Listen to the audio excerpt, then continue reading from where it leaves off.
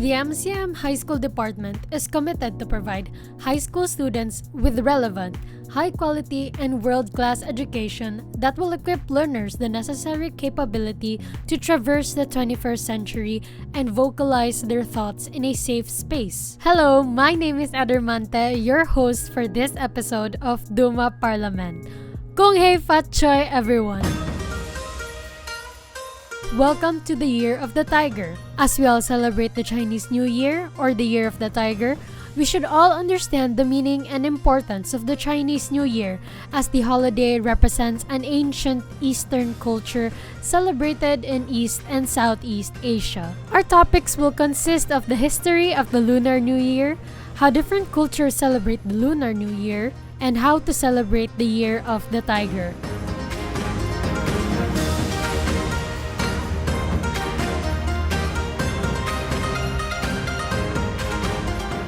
In the history of the Lunar New Year, it all started with the legend of Nian, a big, nasty beast whose name means year in English.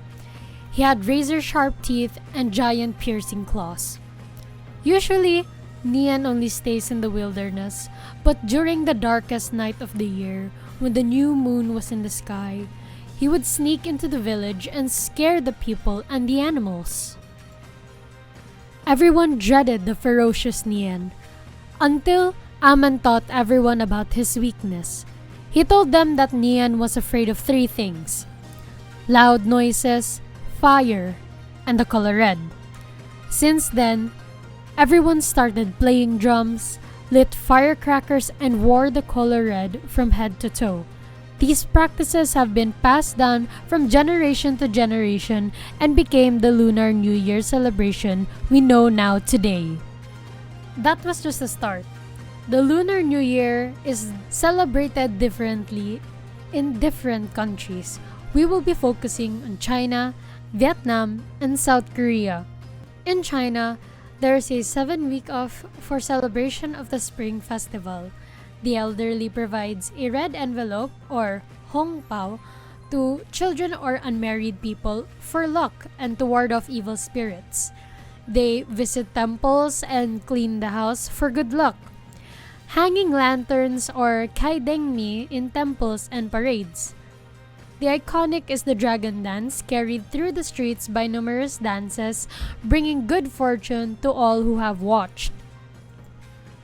Meanwhile, in Vietnam, it is called, sorry if I might butcher this, Tết Nguyên Đán, which celebrates the start of spring.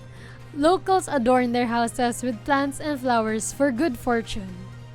They clean up graves and adorn them with flowers too. No one enters at someone's house at the Lunar New Year unless they are invited due to luck. Lastly, in South Korea, it's called Seollal or Seollal, a 3-day national holiday. They perform ancestral rites and eat traditional foods or prepare them. It is concurrent with another festival, the Jeongwal Daeborum, celebrating the first full moon. People perform the Daljip ritual, where they lit huge bonfires for luck in the new year. Now, this is how to celebrate the Year of the Tiger. As we know now the Chinese New Year and how to celebrate it, we can now tell you how to celebrate the Year of the Tiger, one of the 12 animals. The tiger represents strength, power, and prosperity in the zodiac. To celebrate the new year, you must follow the traditions of the Chinese. Clean the house, as it signifies to wash away the bad luck of the previous year, as the Chinese word for dust is a homophone for old. By cleaning the house, you wash away the old and in with the new. We share wealth with a red envelope to give to children and unmarried adults as a sign of luck for the new year to come. Watch and launch fireworks in your backyard, as it has come from the belief that the loud noise of the firecrackers is to scare Nian. Finally, the feast. A lot of cultures have varying foods, but in China, the north eat jiaozi or dumplings. This food is time-consuming to prepare, which allows families to spend time together. The food also resembles antiquated currency, suggesting good fortune. In Korea, people eat tteokguk or rice cake soup. The broth of this soup symbolizes a fresh, new start to the year, while the rice cake symbolizes coins that offer prosperity. Other foods that are common in the Lunar New Year are mandarin oranges, candied fruits, and fish. Now you know the Lunar New Year. We hope that you can celebrate the New Year properly and with cultural acceptance. Hopefully, good fortune may bestow upon you as we enter into this new year.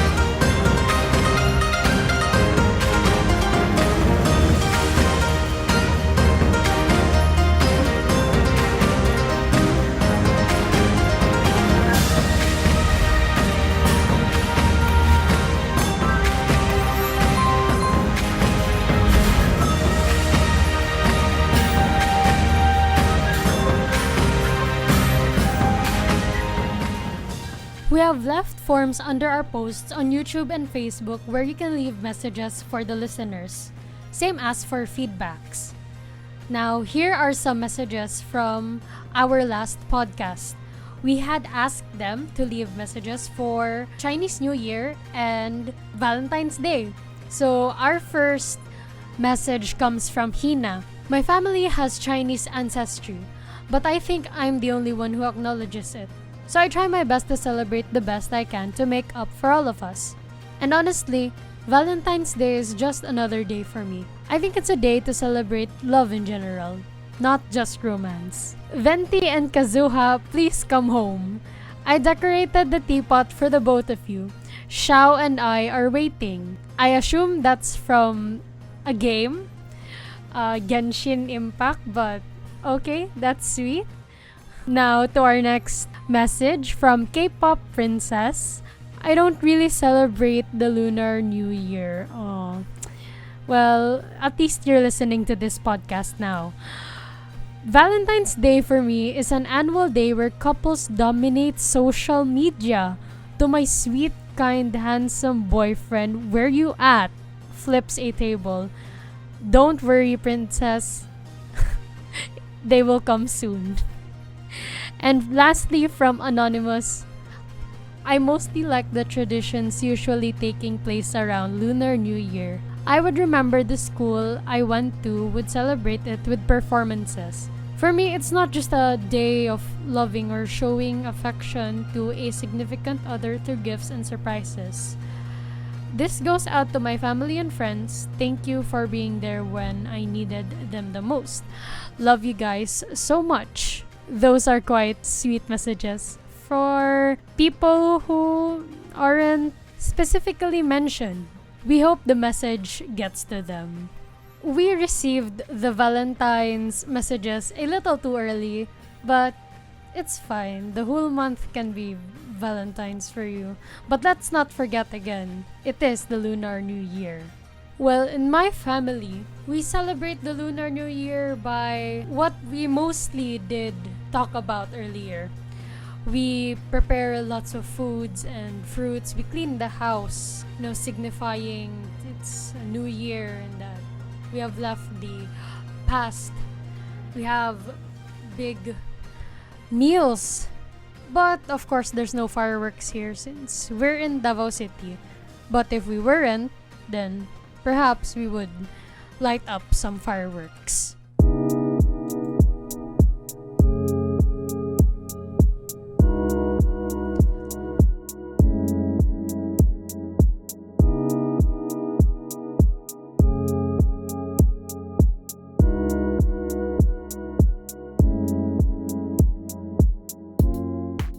And that was it for today. We had interesting topics about the Lunar New Year, how different cultures celebrate it, and how to celebrate the Year of the Tiger, and the history of the legend of Nian.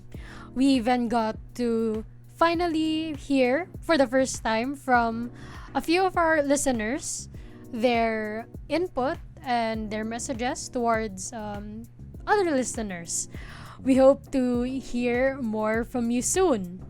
And thank you, Kauman, for teaming with us to make this podcast possible. Fellow Malayans, keep safe, stay healthy, and kong Hei Fat Choi!